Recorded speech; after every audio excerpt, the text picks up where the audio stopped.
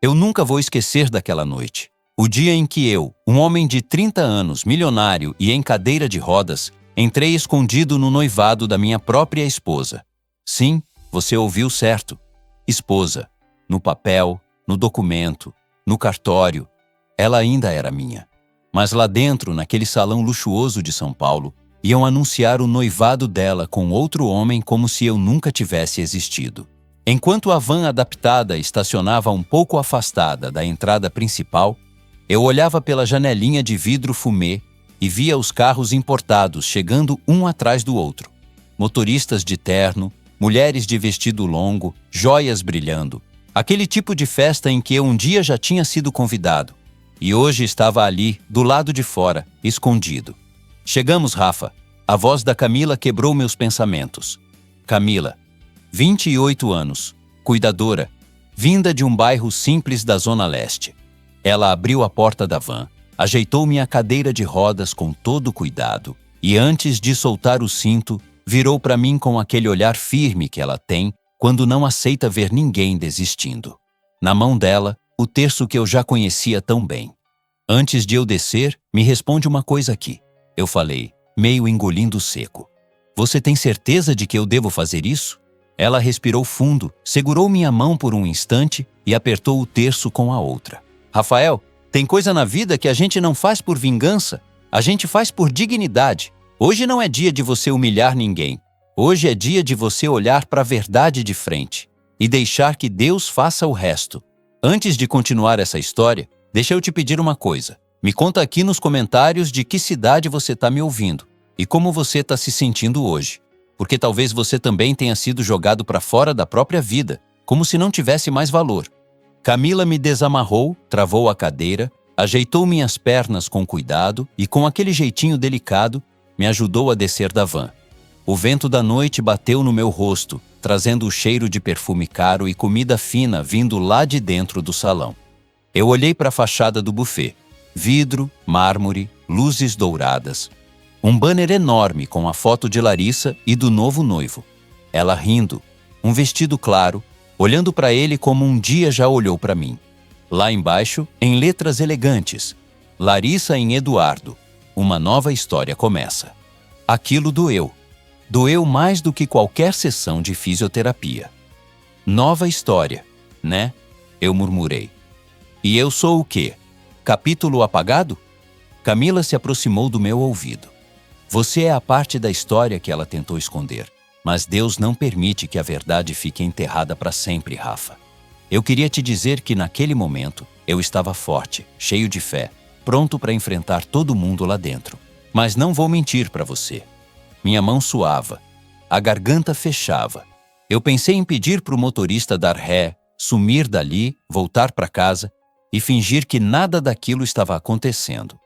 Se você quiser ir embora, a gente vai, Camila falou, como se tivesse lido meus pensamentos. Mas se você entrar, você nunca mais vai se olhar no espelho como vítima. Eu fiquei em silêncio. Lá dentro, uma música de piano começou. Eu reconheci o tipo de som.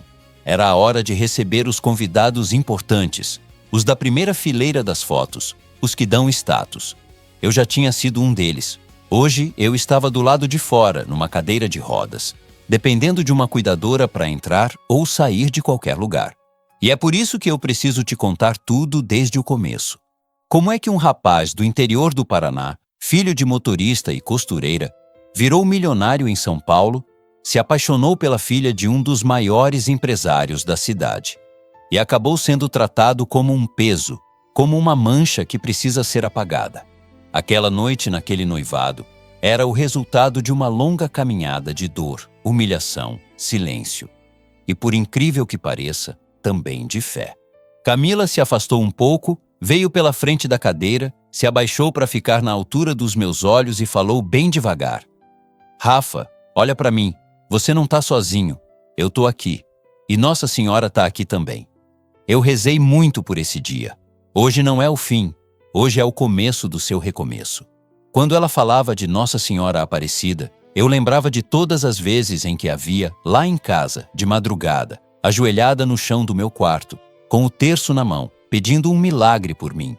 No começo, eu achava exagero, Bobagem. Um homem acostumado a resolver tudo com dinheiro e contrato não acredita fácil em milagre. Mas a vida tem uma forma curiosa de dobrar o orgulho da gente. Eu respirei fundo. Olhei mais uma vez para a foto de Larissa no banner. Aquela mulher linda, bem vestida, com um sorriso perfeito. A mesma mulher que um dia chorou do meu lado na cama de hospital, jurando que não ia me abandonar. Vamos entrar, eu disse enfim. Se ela quis apagar a minha existência, hoje ela vai lembrar quem eu sou.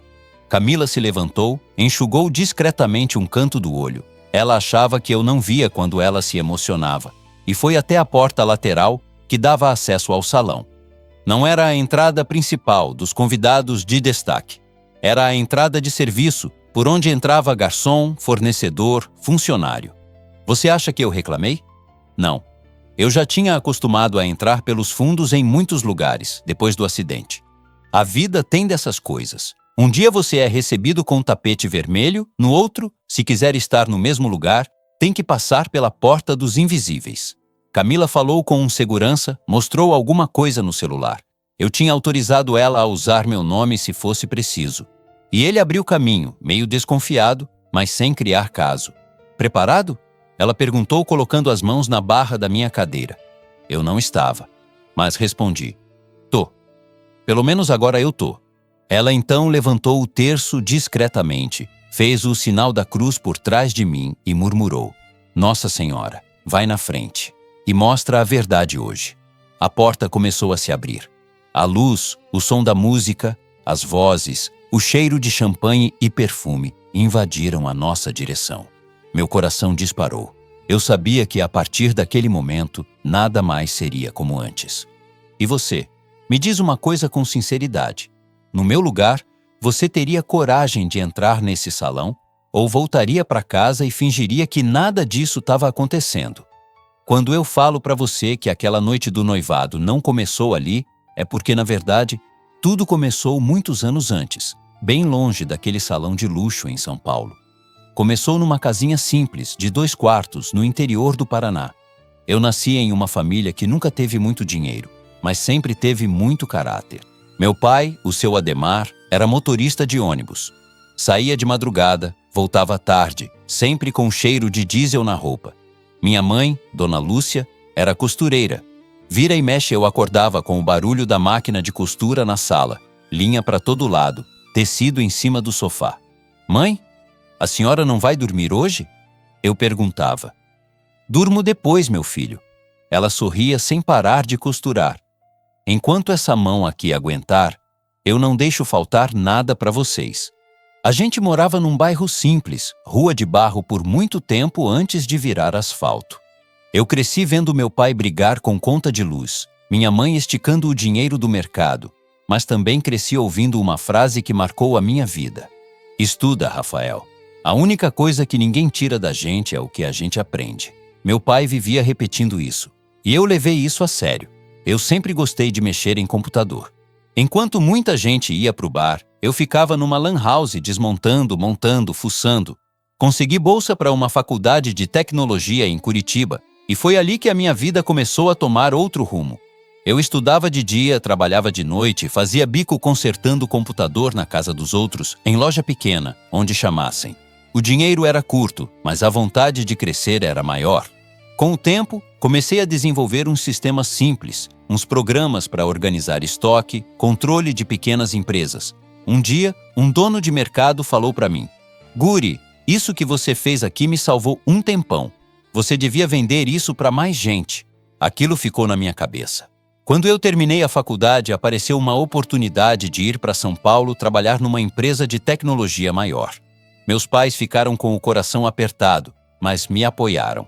Vai, meu filho, minha mãe disse, enxugando uma lágrima com a ponta do avental. O mundo é grande demais para você ficar só aqui. Em São Paulo, eu descobri o que era realmente correr. Trânsito, pressão, metas, concorrência pesada. Mas também descobri que tinha espaço para quem queria trabalhar sério. Depois de alguns anos, juntei coragem, pedi demissão da empresa e abri a minha própria. Era pequena, numa sala alugada, com 2 funcionários e um sonho enorme. A gente começou fazendo software sob medida para pequenas e médias empresas. Eu atendia cliente, fazia proposta, programava de madrugada, ia em reunião com a mesma camisa social até quase furar. Só que o negócio começou a dar certo. Um cliente indicou outro, que indicou outro, e quando eu vi, estava atendendo uma rede de lojas grande. A empresa cresceu, contratei mais gente, mudei para um escritório melhor. E de repente, aquele rapaz do interior que andava descalço na rua de terra, estava andando de terno na Faria Lima. Eu não vou mentir para você. O dinheiro muda sim, muitas coisas. Não vou posar de santo. Comecei a frequentar lugares que eu só via na TV. Restaurantes caros, eventos fechados, hotel de luxo. Só que dentro de mim, eu ainda era o filho do motorista e da costureira. Eu me sentia sempre meio deslocado, como se estivesse usando uma roupa que não era minha. Foi numa dessas noites, num evento de negócios, num hotel chique, que eu vi Larissa pela primeira vez. Eu estava perto do balcão de café, esperando uma palestra começar, quando ela entrou no salão.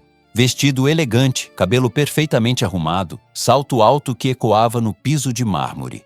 Ela não entrou, ela desfilou. Todo mundo olhou, eu também.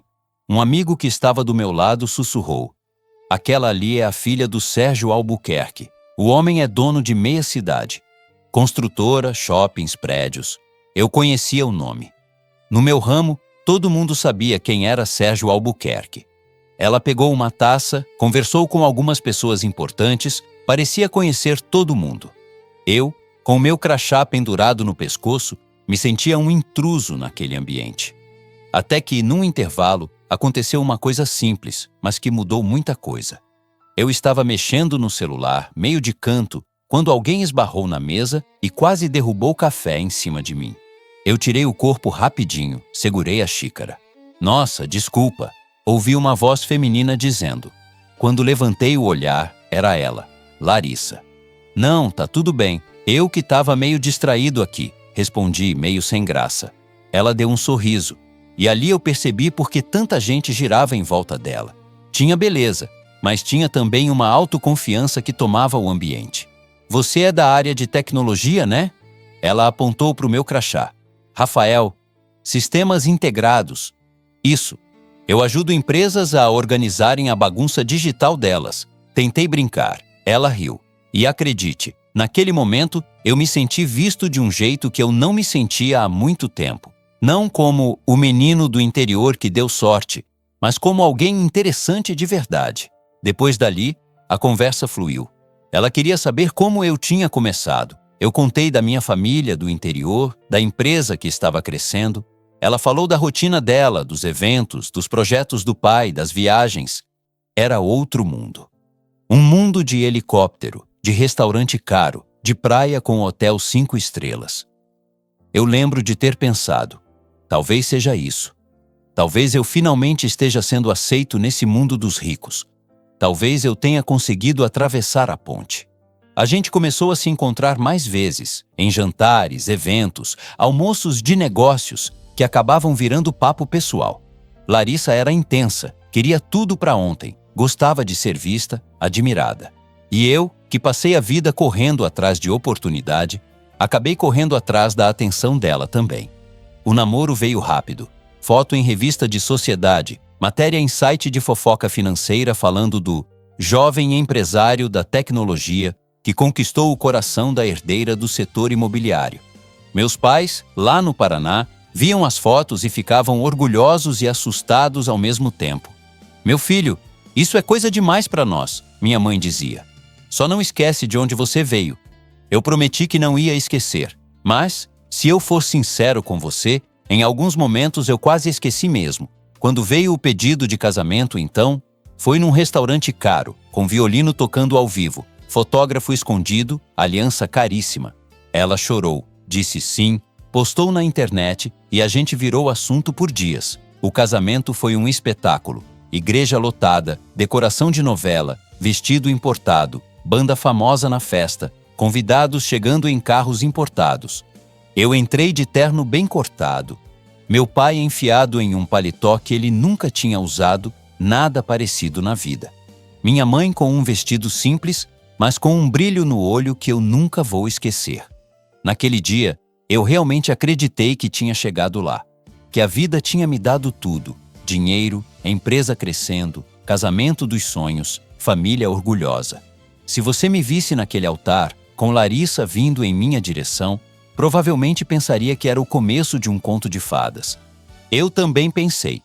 O que eu não fazia ideia é que algum tempo depois eu estaria entrando num salão como convidado que ninguém chamou, e em uma cadeira de rodas. Se essa história já começou a mexer com você, fica comigo, porque na próxima parte eu vou te contar o dia em que tudo mudou na estrada molhada, e eu acordei sem sentir minhas pernas. E me diz, olhando para essa fase da minha vida, você acha que o dinheiro protege alguém do sofrimento? Ou não? Os primeiros meses de casado foram daquele jeito que foto nenhuma mostra direito. Por fora, tudo perfeito. Viagens, restaurantes, presentes caros, histórias nas redes sociais mostrando a vida dos sonhos. Por dentro, pequenas rachaduras que vão abrindo devagar, sabe? Larissa sempre foi acelerada. Ela gostava de sair, aparecer, ser vista.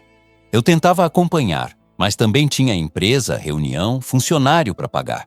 Muitas vezes eu chegava cansado e só queria ficar em casa, pedir uma pizza, ver um filme. Ela não. Ela queria festa, brilho, novidade.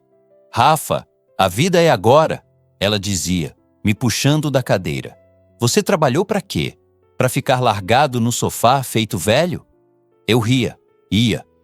Em muitos momentos foi bom, mas eu sentia que se eu não estivesse sempre no mesmo ritmo dela, eu ia ficando para trás. Naquele fim de semana específico, a gente tinha ido para a praia, convidados por uns amigos dela. Casa de frente para o mar, lancha, churrasco, risada, bebida. Eu tinha levado o trabalho no notebook. Precisava resolver umas coisas no sábado de manhã, e isso já tinha gerado uma cara feia. Você é o único que traz planilha para a praia, Rafael, ela reclamou, rodando a taça de vinho na mão. Desse jeito, nenhum casamento aguenta. Eu tentei explicar, acalmar, desliguei o computador, mas ficou aquele clima. No domingo à noite, a gente decidiu voltar para São Paulo. Chuva fina começando a cair, estrada movimentada. Eu sugeri dormir e sair cedo na segunda. Vamos amanhã cedo, Larissa. Eu tô cansado. Você também bebeu um pouco. Ela revirou os olhos. Ah, Rafa, deixa de ser chato. Eu já tô ótima. E tenho um compromisso amanhã de manhã. Não vou perder por nada. Ela pegou a chave do carro. Era uma SUV grande, pesada, cheia de tecnologia. Eu, cansado, entrei do lado do passageiro.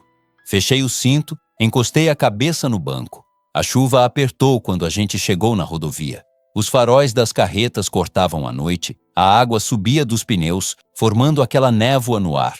Eu sempre fui mais prudente no volante. Já Larissa confiava demais nos freios, nos sensores, nessas coisas todas. Uns 30 minutos de estrada, o celular dela apitou no console. Eu vi o brilho da tela. Quem é? Perguntei sem muita intenção de briga. Nada demais, Rafa. Ela respondeu pegando o aparelho. É sobre o evento de amanhã. Ela começou a digitar.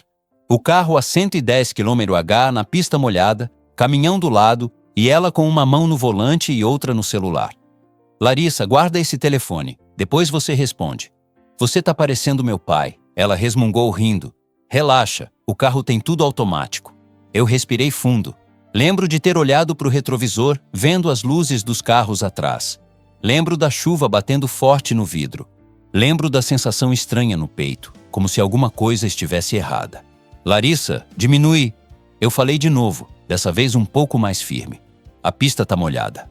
Ela bufou, largou o celular por um segundo, mas logo ele vibrou de novo. Foi aí que tudo aconteceu. Ela olhou rapidamente para a tela, soltou um "ah, não acredito", tirou os olhos da estrada, virou um pouco o volante sem perceber. O carro deu uma leve balançada. Na pista molhada, essa leve balançada virou um descontrole. Eu só ouvi meu próprio grito. Larissa, volta pro eixo! Ela tentou. Virou demais. O carro rodou. Eu vi o guardrail se aproximando num segundo que pareceu uma eternidade. O som do pneu arrastando na água, o barulho metal contra metal, vidro estilhaçando, aquele clarão estranho quando o airbag estourou na minha frente. Depois, silêncio. Eu não sei quanto tempo fiquei apagado. Quando voltei, tudo era confuso. Luzes, barulho de ambulância, gente falando alto. Tinha cheiro de gasolina, de chuva, de sangue. Senhor, não se mexe, tá? Uma voz falou perto do meu ouvido. Fica tranquilo, o resgate chegou. Eu tentei mexer as pernas. Nada. Tentei de novo. Nada. Minhas pernas. Eu não tô sentindo minhas pernas. Consegui murmurar. A voz respondeu, mas eu já não escutava direito. O mundo girou de novo. A próxima cena clara que eu tenho é do hospital. Luz branca. Aparelhos apitando. Teto. Aquele cheiro de desinfetante que nunca mais saiu da minha memória. Eu virando a cabeça para o lado, vendo Larissa numa poltrona com um curativo na testa, um braço enfaixado, mas consciente. Quando ela me viu acordando, começou a chorar. Rafa, graças a Deus você acordou. Ela segurou minha mão, tremendo. Eu achei que eu tinha te perdido. Eu tentei falar, mas a garganta estava seca. Um médico se aproximou com o exame na mão, expressão séria. Era um homem de uns 50 anos, óculos, aquele jeito direto de quem já deu notícia ruim muitas vezes. Rafael, tudo bem? Eu sou o Dr. Henrique. A gente já fez todos os exames de imagem, tá? Eu vou ser muito sincero com você. Eu engoli em seco. Doutor, eu não tô sentindo minhas pernas. Ele assentiu devagar. Você sofreu uma lesão importante na coluna, na altura da região torácica. A medula foi afetada. Por enquanto, você não tem movimento nem sensibilidade nas pernas. Por enquanto, essas duas palavras grudaram em mim. Mas, eu vou voltar a andar? Perguntei com um fio de voz. Ele respirou fundo. A medicina não trabalha com certezas nesses casos. É uma lesão grave. Existem tratamentos, fisioterapia, reabilitação, mas, Rafael, você precisa se preparar para a possibilidade de ficar em cadeira de rodas por tempo indeterminado. Eu não sei explicar a sensação. É como se tivessem apagado o chão debaixo de mim. Eu, que sempre corri atrás de tudo, que sempre resolvia as coisas com esforço, estudo, trabalho, de repente não conseguia mexer o próprio corpo. Larissa apertou minha mão com força. A gente vai enfrentar isso junto, ouviu? Ela dizia entre lágrimas. Eu tô aqui. Eu não vou te abandonar. Naquele momento eu acreditei. Eu queria acreditar. Eu precisava acreditar em alguma coisa, porque dentro, um pedaço enorme de mim estava ruindo. Os dias seguintes foram uma mistura de remédio, exame e visita. Meus pais vieram do Paraná, destruídos e, ao mesmo tempo, tentando ser fortes por mim. Minha mãe segurava um tercinho na mão o tempo todo. Eu não prestava atenção nisso naquela época, confesso. Eu só via o olho vermelho dela. Já a família de Larissa, essa foi outra história. O pai dela, o famoso Sérgio Albuquerque, apareceu no hospital sempre cercado de advogado e preocupação com danos de imagem.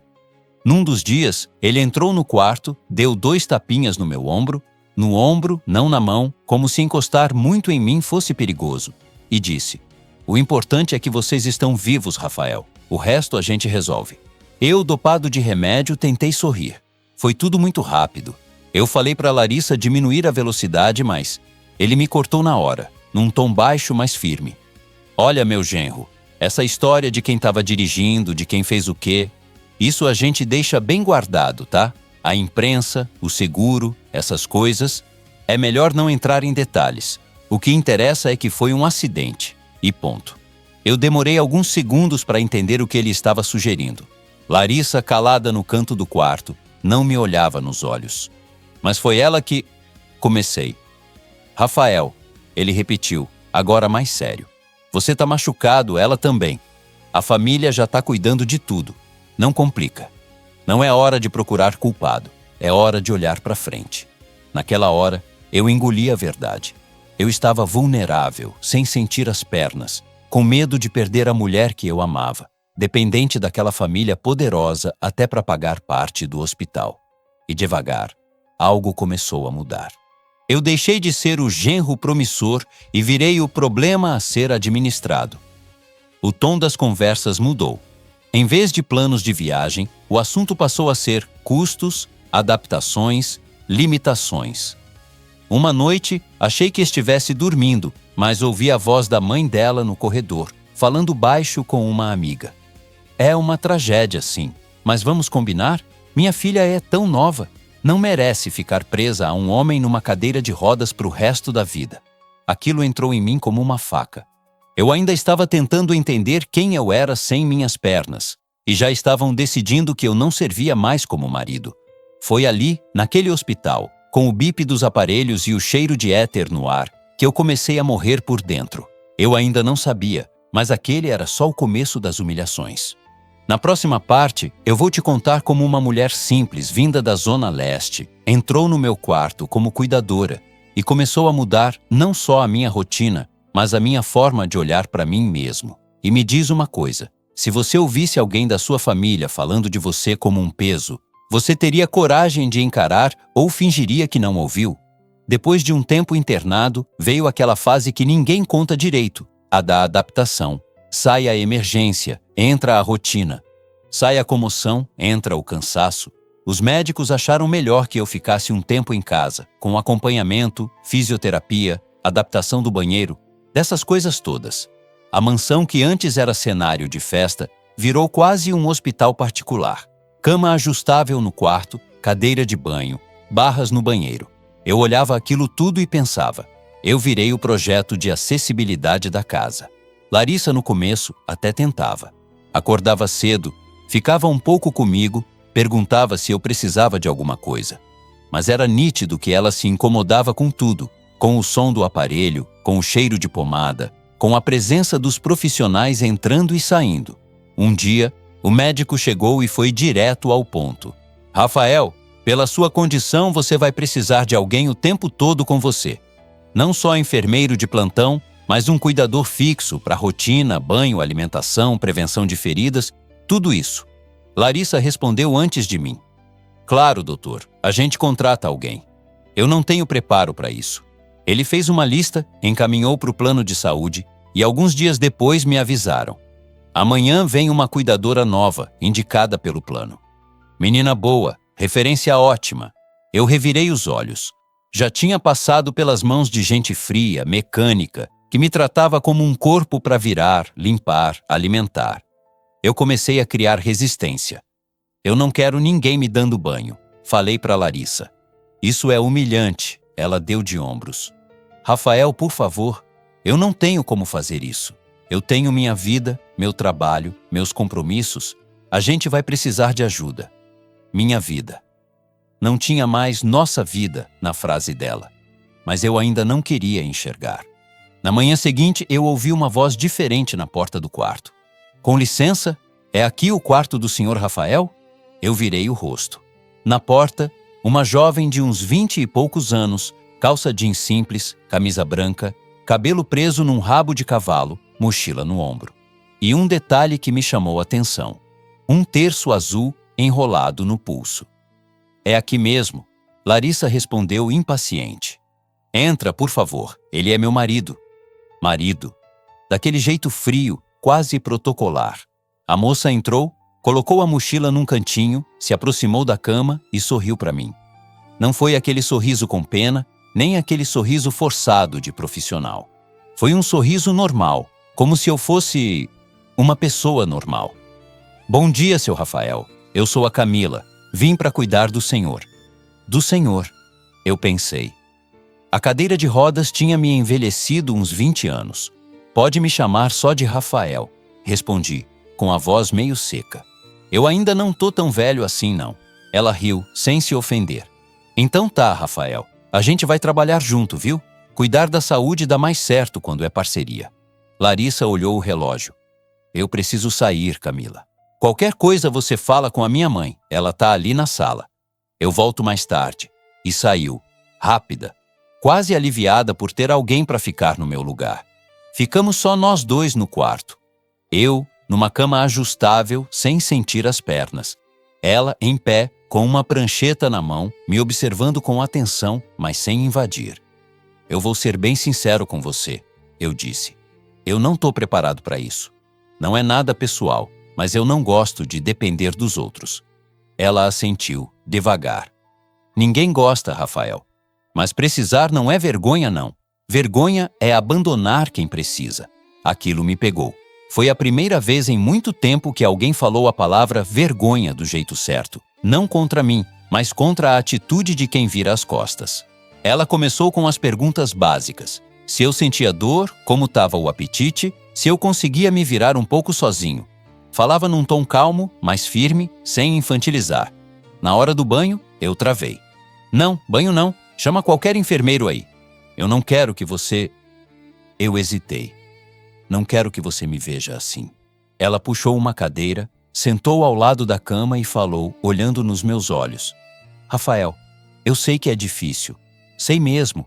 Eu trabalho com isso há anos. Já vi muito homem forte, trabalhador, que de repente se vê preso numa cama e acha que perdeu a dignidade. Mas deixa eu te dizer uma coisa. Dignidade não está nas pernas, nem no jeito de tomar banho. Dignidade está em como a gente escolhe enfrentar o que a vida traz. Eu fiquei em silêncio. Ela continuou. E tem outra coisa. Eu sou profissional. Eu vou te tratar com respeito. Você é homem, não é um objeto. Se alguma coisa te deixar desconfortável, você me fala. A gente vai ajustando, combinado? Eu não sei se foi o jeito simples de falar ou o cansaço de brigar com tudo, mas eu só consegui fazer que sim com a cabeça. O primeiro banho foi terrível para mim, não por ela, por mim. Ver meu corpo sem força, dependente, foi um choque. Camila, no entanto, se movia com naturalidade, explicando o que ia fazer, cobrindo partes do corpo com a toalha, evitando me expor. Quanto mais delicado ela era, mais eu percebia o contraste com a frieza com que algumas pessoas me viam. Na hora de me trocar, ela fez um comentário que ficou. Sabe, Rafael, a vida da gente é meio como esse corpo aqui. Às vezes a gente perde um movimento, perde um pedaço da rotina, mas enquanto tiver coração batendo, ainda tem história para ser vivida.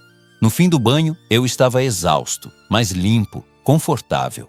Ela arrumou os travesseiros, puxou o lençol, fez um gesto rápido com a mão na testa. Marido, ombro, o sinal da cruz. Você é religiosa, Camila? Perguntei, mais por curiosidade do que por interesse. Ela sorriu.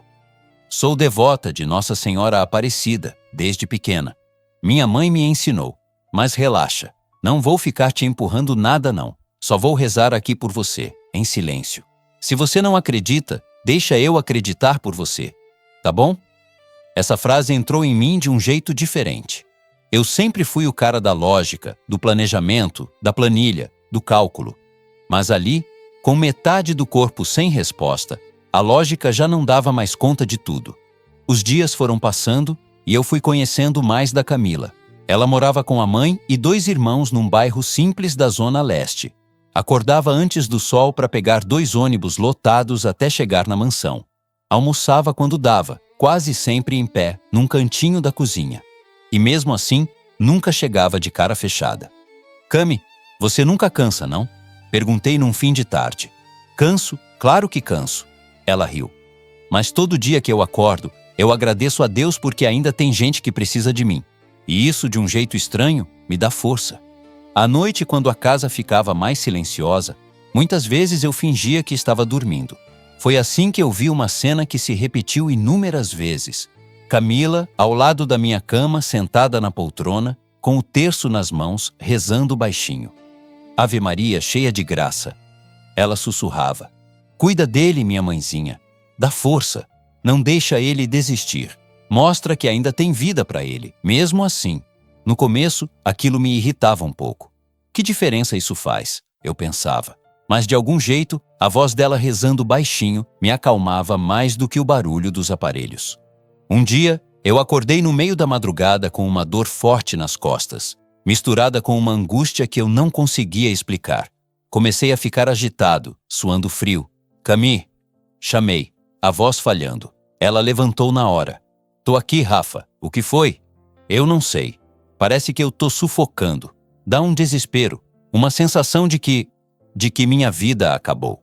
Ela segurou minha mão com força. Em vez de sair correndo atrás de remédio, ela ficou ali, do meu lado. Olha pra mim. Ela disse firme. Respira comigo. Assim, ó. Inspira. Solta devagar. Isso. Eu tô aqui. Você não tá sozinho. Enquanto eu tentava acompanhar o ritmo dela, sentindo a mão quente dela segurando a minha, ouvi de novo. Eu vou rezar, tá? Se você não quiser ouvir, tudo bem. mas eu vou rezar assim mesmo. E começou. Ave Maria, cheia de graça, o Senhor é convosco. Eu fechei os olhos. Não foi nenhum milagre cinematográfico, luz do céu, nada disso. Mas, conforme ela rezava, minha respiração foi desacelerando. A dor ainda estava lá, mas a angústia parecia menor. Era como se a alma tivesse encontrado um lugar para encostar. Quando ela terminou, fez de novo o sinal da cruz. Nossa Senhora, cuida do Rafael. Ele é teimoso, viu? Mas o coração dele é bom. Eu abri os olhos devagar. Eu ouvi, viu? Murmurei, me chamando de teimoso. Ela riu, aliviada. Ué, falei mentira? Eu não respondi. Mas a partir daquela noite, eu não consegui mais olhar para aquele terço como um objeto qualquer. Alguns dias depois, quando ela chegou para o plantão, trouxe algo na mão. Posso deixar isso aqui no seu criado mudo? Ela perguntou. Era uma pequena imagem de Nossa Senhora Aparecida, simples, de plástico, dessas que se vende em porta de igreja. Se te incomodar, eu tiro. Eu dei de ombros. Pode deixar. Se isso te ajuda a cuidar de mim, deixa aí. Ela colocou com carinho, bem ao lado do meu relógio e do meu celular. À noite, quando a casa apagou as luzes, eu fiquei um tempo olhando para aquela imagem no escuro, só vendo o contorno. Eu não sabia ainda, mas aquela mulher simples da Zona Leste e aquela pequena imagem azul ia mudar o rumo da minha vida. Na próxima parte, eu vou te contar como as humilhações começaram a aumentar dentro daquela casa e como, no meio disso tudo, nasceu um amor silencioso entre o milionário na cadeira de rodas e a cuidadora que rezava por ele. E me conta aqui, você acredita que Deus usa gente simples para fazer milagre na vida da gente? Ou ainda tem dúvida disso? O tempo foi passando, e aos poucos eu fui entendendo que não era só meu corpo que tinha ficado paralisado naquela estrada.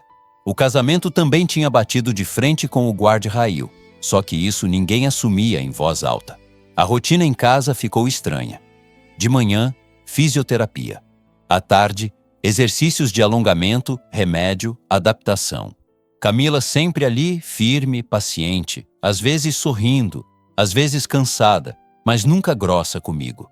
Larissa, por outro lado, foi sumindo devagar. No começo, ela inventava motivo para sair. Tenho uma reunião importante com meu pai. Vou ver o vestido para um evento. Vou almoçar com umas amigas, preciso espairecer. Eu entendia, pelo menos eu queria entender. Vai, amor, eu dizia. Você também está sofrendo. Não precisa ficar aqui presa comigo o tempo todo. Ela aceitava com facilidade demais. Mais tarde eu volto, respondia, dando um beijo apressado na minha testa, como quem beija uma criança. Só que esse mais tarde eu volto começou a virar, vou ver se volto, e depois, cheguei tarde, você já estava dormindo. Eu não reclamava, engolia tudo. Eu me sentia um peso, e quando a gente se sente peso, começa a achar normal que os outros queiram se livrar. Em compensação, Camila era o oposto. Chegava cedo, muitas vezes antes mesmo da diarista. Trazia às vezes um pãozinho fresco, um bolo simples que a mãe dela fazia. Trouxe um pedacinho de bolo de fubá que minha mãe mandou para você, ela dizia, colocando num pratinho. Ela disse que é para você lembrar de casa. Eu comia aquele bolo, e por alguns minutos era como se estivesse de volta à cozinha da minha mãe, lá no Paraná. Um dia, a sogra resolveu dar uma festa grande na mansão. Motivo oficial, aniversário dela. Motivo real, eu sentia. Mostrar para a sociedade que estava tudo bem e que a vida seguia. Vai ser só uma comemoração, Rafael, Larissa falou, ajeitando o cabelo na frente do espelho. A gente não precisa deixar de viver por causa de tragédia. Tragédia? Eu era a tragédia. E eu? Perguntei, tentando manter a voz neutra. Eu fico no quarto? Ela fez uma cara de quem lembra de um detalhe que tinha esquecido. Amor, vai ter muita gente, som alto, você vai se cansar. Melhor você ficar mais quietinho hoje. Depois eu trago um prato para você, tá? Camila, que arrumava minhas coisas, parou por um segundo. Ela não falou nada, mas eu vi o jeito como ela apertou a toalha nas mãos. No fim da tarde, começaram a chegar os carros. Risadas no corredor, salto alto batendo no chão, cheiro de perfume caro invadindo o meu quarto.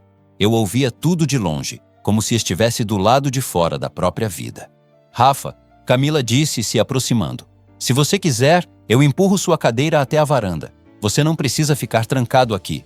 Larissa não quer que eu apareça. Respondi, amargo. Ela tem vergonha. Fala a verdade, Camila. Eu sei. Ela respirou fundo. Eu não posso falar da cabeça dela, Rafael, mas eu posso falar da sua. Se você se esconder, aí é que vão achar que você é um problema. Você é o dono dessa casa também, lembre disso. Aquela frase mexeu comigo. Depois de alguns minutos, pedi. Me leva até a porta do corredor. Se eu cansar, a gente volta. Ela sorriu, como se estivesse esperando eu dizer isso. Aí sim, hein? Esse é o Rafael que eu gosto de ver. Ela ajeitou minha roupa, arrumou o cabelo, passou um perfume leve em mim. Para milionário, no mínimo, tem que estar cheiroso, brincou. Fomos até o começo do corredor que dava acesso à área da festa. Dali, eu via parte da sala, gente conversando, taças, garçons passando com bandejas. Ninguém me viu. E ao mesmo tempo, eu vi muita coisa. Atrás de uma coluna, 2 convidados conversavam, rindo. Um deles, com taça na mão, falou: "Olha, vou te dizer, viu? Se fosse comigo eu não aguentava. Ficar amarrado a um homem numa cadeira de rodas, nessa idade?" A Larissa é praticamente uma santa. O outro riu alto. Santa nada. Ela é esperta. Você acha que esse casamento dura mais quanto tempo? O pai dela não vai deixar a menina enterrada com um aleijado pro resto da vida, não. Senti o sangue ferver. Enterrada com um aleijado.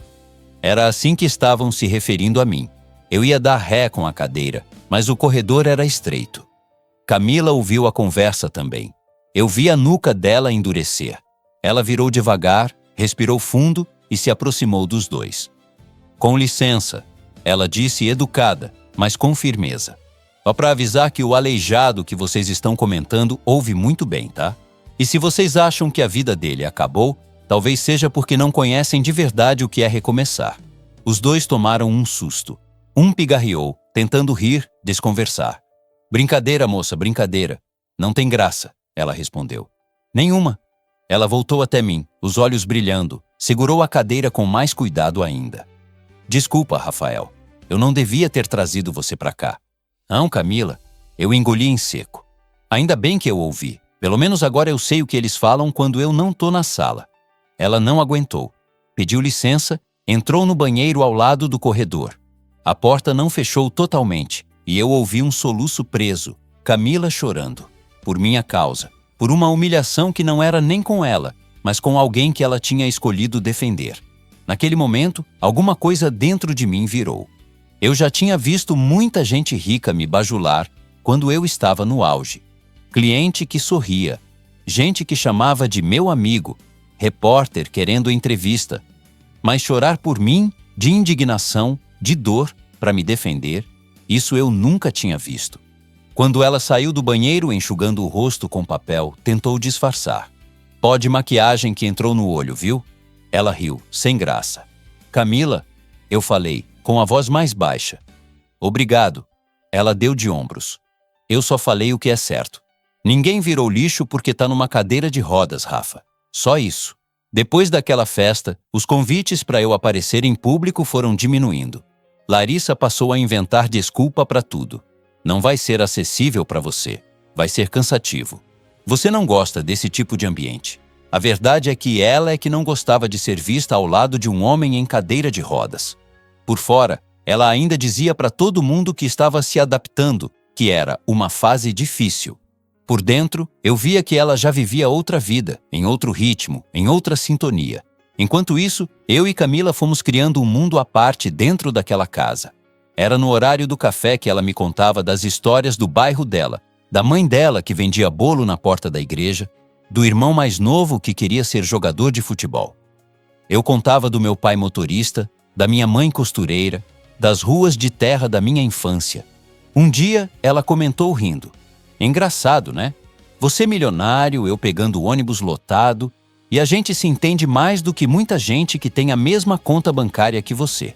Eu ri junto, mas aquilo ficou na minha cabeça o dia inteiro. Comecei a perceber coisas pequenas. O jeito como ela ajeitava o travesseiro sem fazer barulho, para eu não acordar. Como ela passava creme nas minhas pernas, mesmo eu não sentindo, para evitar ferida, conversando comigo como se eu fosse inteiro e não metade. Como ficava brava se alguém da casa falava comigo como se eu fosse um objeto. E aos poucos, comecei a sentir medo de algo novo. Medo de estar me apaixonando por alguém que não era minha esposa. Medo de estar projetando em Camila tudo o que eu queria ter recebido de Larissa. Uma noite, eu soltei sem pensar. Camila, você deve ter um namorado morrendo de ciúme de você, cuidando de outro homem o dia inteiro, né? Ela riu, balançando a cabeça. Namorado? Eu? Que nada, Rafael. Homem corre de mulher que chega em casa cansada, cheirando a pomada e álcool 70. Depois ficou séria. E, sinceramente, no momento, eu tô tão focada em ajudar minha mãe, meus irmãos, que nem sei se consigo abrir espaço para isso. Eu senti um alívio que eu não sabia nem explicar. Ao mesmo tempo, uma culpa imensa. Que direito eu tinha de sentir qualquer coisa por ela, se eu ainda era um homem casado? Ela, do lado dela, também começou a entrar em conflito.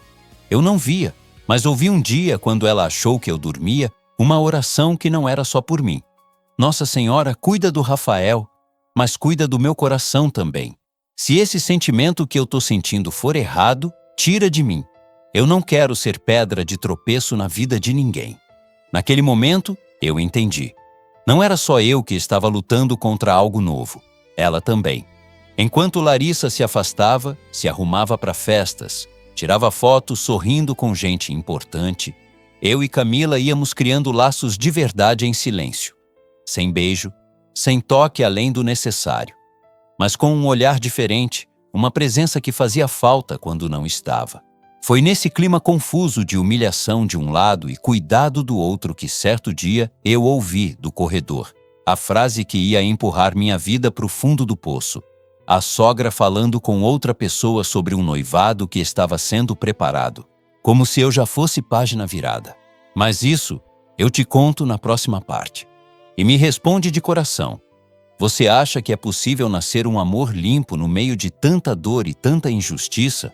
Ou o coração da gente deveria se fechar para sempre depois de uma queda assim? Eu achava que já tinha chegado no limite da dor. Achei que nada poderia doer mais do que acordar sem sentir as pernas, ouvir gente me chamando de peso, ver minha esposa se afastando devagar. Mas eu estava enganado. A vida ainda tinha um degrau a mais para eu descer. Foi numa tarde de terça-feira. Camila tinha ido à cozinha pegar um café para mim e eu fiquei sozinho no quarto, com a porta meio encostada. Eu estava mexendo no celular, tentando responder uns e-mails da empresa, quando ouvi passos no corredor. Reconheci o salto alto da minha sogra. Podem rir, mas depois de um tempo, a gente aprende a reconhecer as pessoas só pelo som que fazem em casa. Ela vinha falando com alguém. A voz era da Larissa.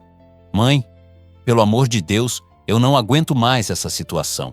Larissa dizia num tom impaciente. Eu tenho 28 anos. Não posso ficar presa a um casamento que acabou.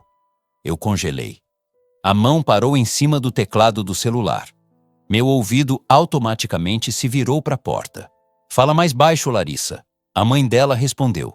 E você precisa ter cuidado com as palavras. Acabou para você, mas no papel ainda não acabou, minha filha.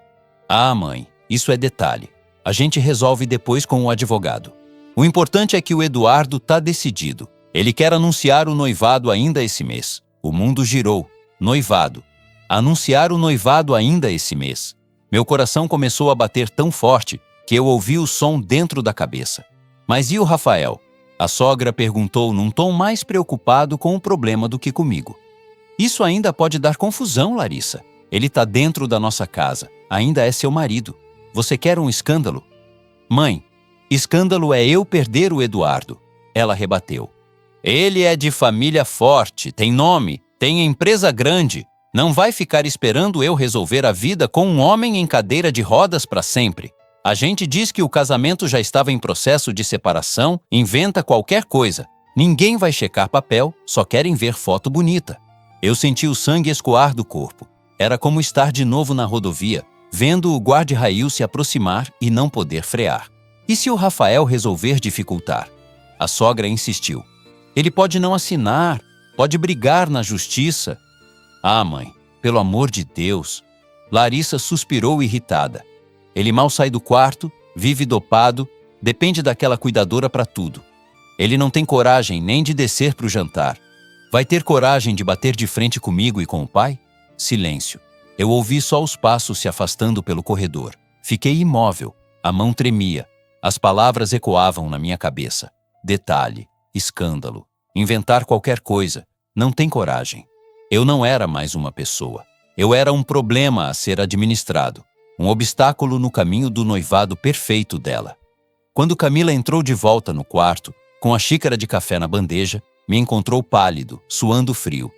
Rafa, o que foi? Você tá passando mal? Eu respirei fundo, tentando falar, mas a voz não saía. Ela largou a bandeja na cômoda e veio correndo. Fala comigo, tá doendo alguma coisa? Não é o corpo, eu consegui dizer por fim. É pior, contei tudo, palavra por palavra.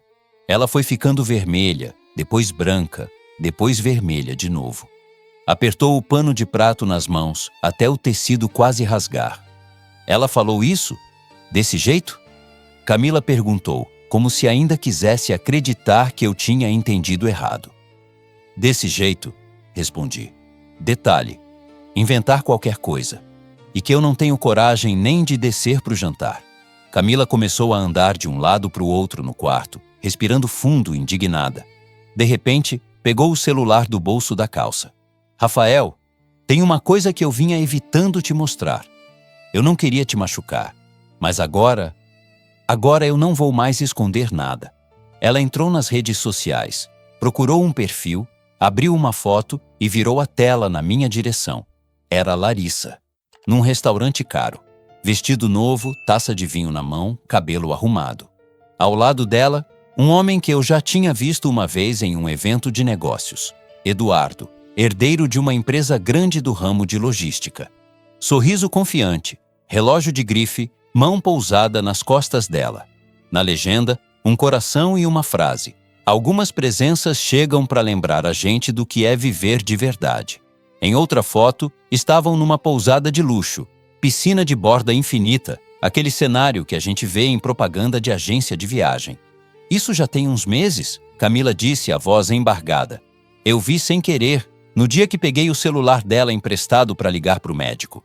Depois fui olhar no meu e estava tudo aberto, mas só para quem não é da família, pelo que parece. Eles postam tudo, Rafael, menos você.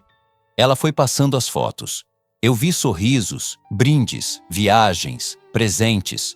Vi a mulher que jurou na saúde e na doença, vivendo como se fosse solteira, enquanto eu reaprendia a escovar os dentes sentado.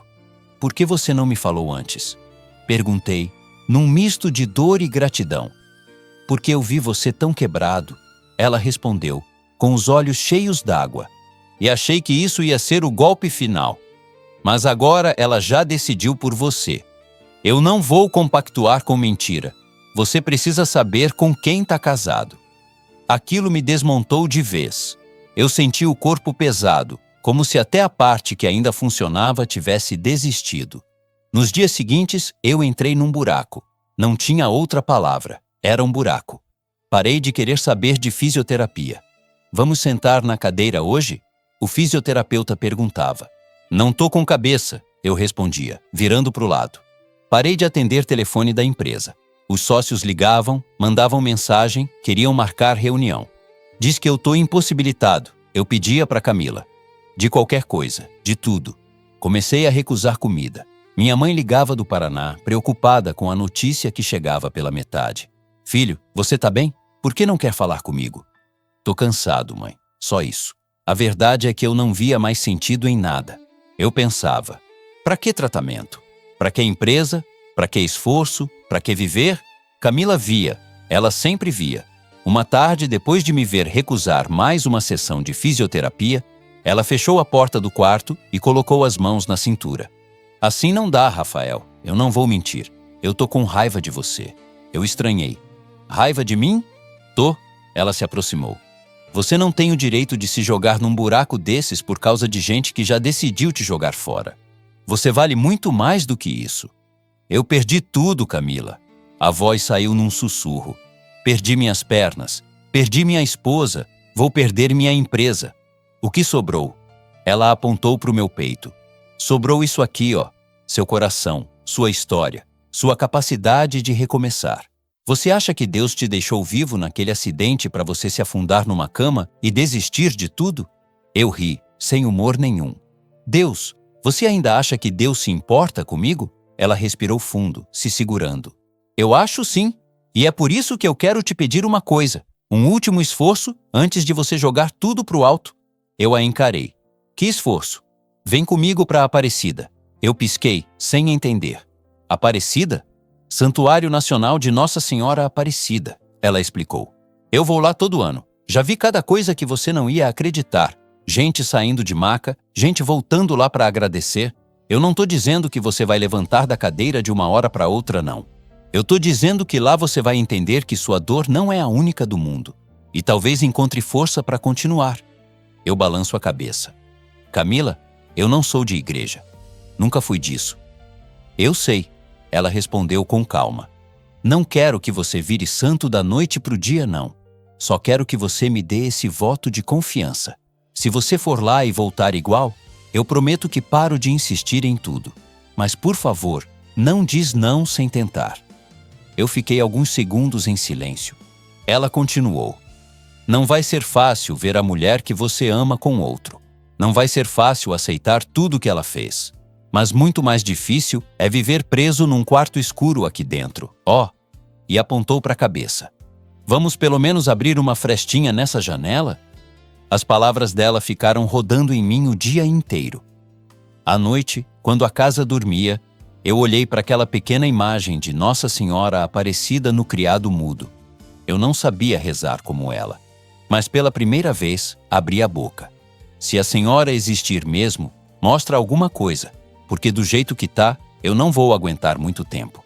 No dia seguinte eu disse, Camila, se você ainda quiser, a gente vai. Me leva para Aparecida. Os olhos dela se encheram d'água, mas ela sorriu. O resto deixa comigo. Na próxima parte eu vou te contar como foi essa viagem até o santuário, o que eu vi lá, e o primeiro sinal de um impossível começando a acontecer. E eu quero te perguntar de verdade, quando a vida te joga no fundo do poço, você acha que vale a pena tentar agarrar a mão de Deus? Ou prefere ficar lá embaixo sozinho, achando que já acabou? A decisão estava tomada. A gente ia para a Aparecida.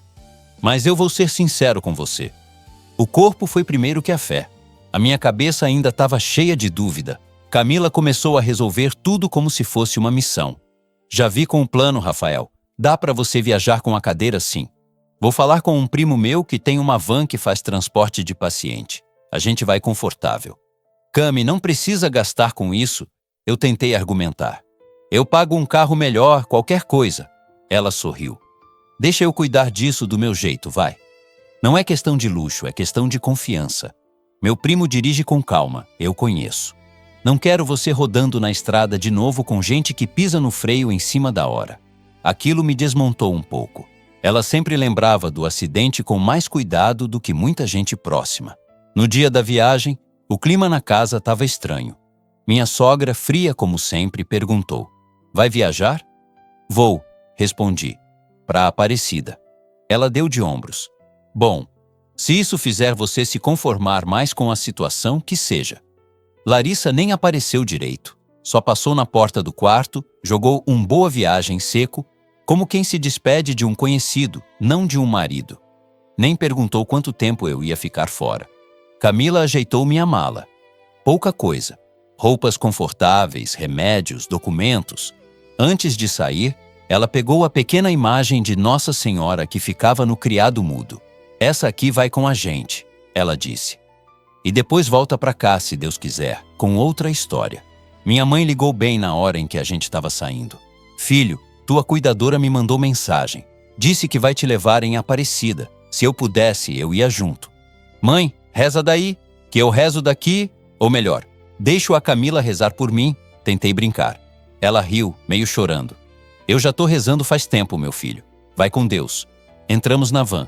Camila sentou do meu lado, na parte de trás, e o primo dela foi dirigindo. A estrada era conhecida. Rodovia Presidente Dutra, caminhões, carros, placas indicando Aparecida do Norte. Eu olhava pela janela e pensava: quantas vezes eu já passei por essa placa sem dar importância? Era como se até então Aparecida fosse apenas um ponto no mapa, um lugar de fé dos outros. Naquela viagem, eu estava indo como quem segura uma última corda. No caminho, a gente quase não falou. Camila de vez em quando mexia no terço, olhava para frente e ficava em silêncio. Eu, no meu canto, ia lembrando de tudo que tinha acontecido até ali. O casamento, o acidente, as humilhações, o noivado escondido, a proposta dela de ir até lá. Depois de umas horas de estrada, começaram a aparecer as primeiras lojinhas com imagem da santa, terço, vela, lembrancinha. A basílica foi surgindo aos poucos, enorme, imponente, aquele tijolo avermelhado, a torre alta cortando o céu. A van virou, entrou no estacionamento. Tinha ônibus de excursão de tudo quanto é canto, Minas, Rio, interior de São Paulo, placas que eu nem reconhecia. Eu nunca vou esquecer da primeira sensação quando a porta da van abriu.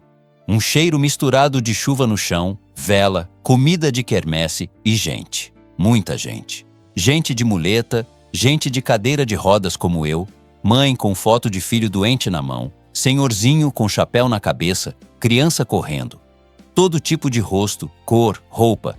Todos ali pelo mesmo motivo. Pedir, agradecer, chorar, se segurar em alguma coisa. Rafa. Camila falou baixinho do meu lado. Esse lugar aqui é diferente. Respira fundo, entrega. Só isso. Ela desceu primeiro, pediu para o primo baixar a plataforma da van e logo eu estava sentado na minha cadeira, olhando aquele mundo de fé se mexendo para lá e para cá. Senti uma coisa estranha.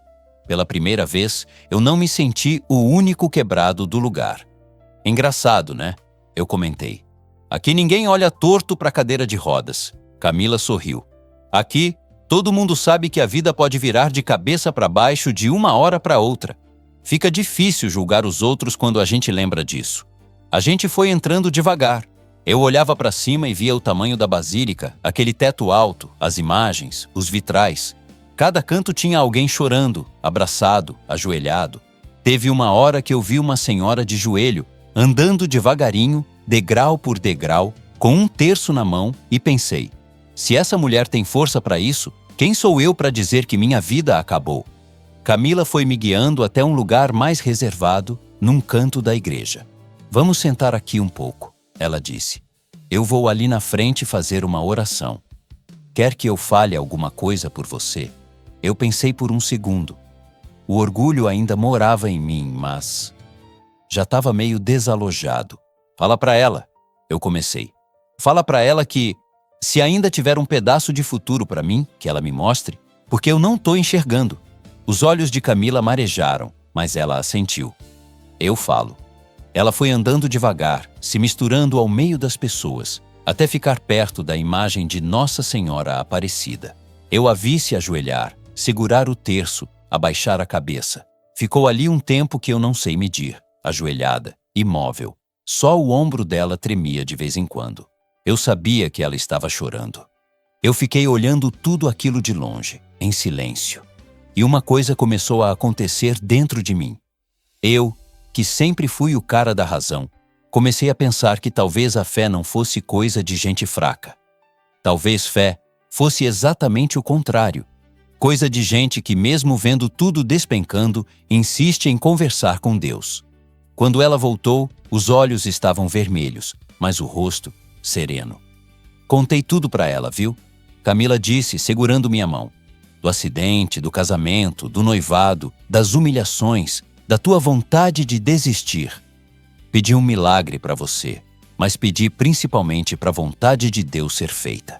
Porque às vezes o milagre não é a cura do corpo, é a cura aqui dentro. E tocou o peito. Eu engoli em seco. E o que você acha que ela respondeu? Que você não está sozinho. Ela disse sem hesitar. E que nada que acontece com a gente é por acaso. Nem a sua dor, nem a minha. Ficamos ali mais um tempo. Depois, fomos acender uma vela. Camila colocou a minha mão por cima da dela e juntos nós levantamos a vela acesa. Faz um pedido, Rafael, ela falou. nem que seja só em pensamento. Eu fechei os olhos e pedi. Pedi para voltar a andar? Pedi. Não vou mentir. Mas pedi mais. Pedi para Deus me tirar dessa sensação de lixo humano, de peso. Pedi para, de algum jeito, eu sentir que ainda tinha valor. No fim do dia, voltamos para uma pousada simples ali perto. Nada de luxo, quarto pequeno, cama arrumadinha, cheiro de sabão em pó no lençol. O primo da Camila ficou num quarto, ela em outro, e eu num adaptado, com banheiro mais fácil para o cadeirante. A cabeça estava cansada. Era muita coisa para processar. Quando a noite caiu, fiquei sozinho no quarto, deitado, olhando para o teto. Na mesinha ao lado, a mesma imagem pequena de Nossa Senhora Aparecida que antes ficava no meu quarto em São Paulo. Camila tinha colocado ali em silêncio. Eu não sei se a senhora está me ouvindo, murmurei, sem nem perceber que estava falando alto. Mas se estiver, alguma coisa precisa mudar. Do jeito que tá, não dá. Adormeci em algum momento, exausto. E aí aconteceu. No meio da madrugada, acordei com uma sensação estranha. Não era dor, não era cãibra. Era um formigamento. Uma sensação leve, como se milhões de agulhinhas estivessem passeando de leve pelas minhas pernas. Algo que eu não sentia desde o acidente. Na hora, achei que fosse sonho. Mexi o pescoço, olhei para baixo. Não, eu não tinha movido as pernas. Elas estavam paradas como sempre, mas a sensação estava lá. Fechei os olhos, abri de novo.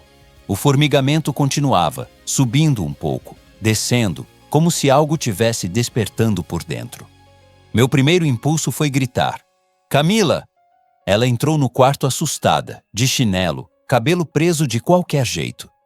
"Que foi, Rafa? Tá doendo? Quer remédio?" "Não." Eu respirei fundo. Eu tô sentindo uma coisa estranha." "Onde?" Ela perguntou, já indo direto para os remédios. "Nas pernas." Ela parou. Congelou. Os olhos dela disseram tudo antes da boca. "Nas pernas? Como assim?" "Eu não mexi, eu sei." A voz começou a tremer. "Mas eu tô sentindo, tipo, um formigamento, como se tivesse algo vivo aqui embaixo."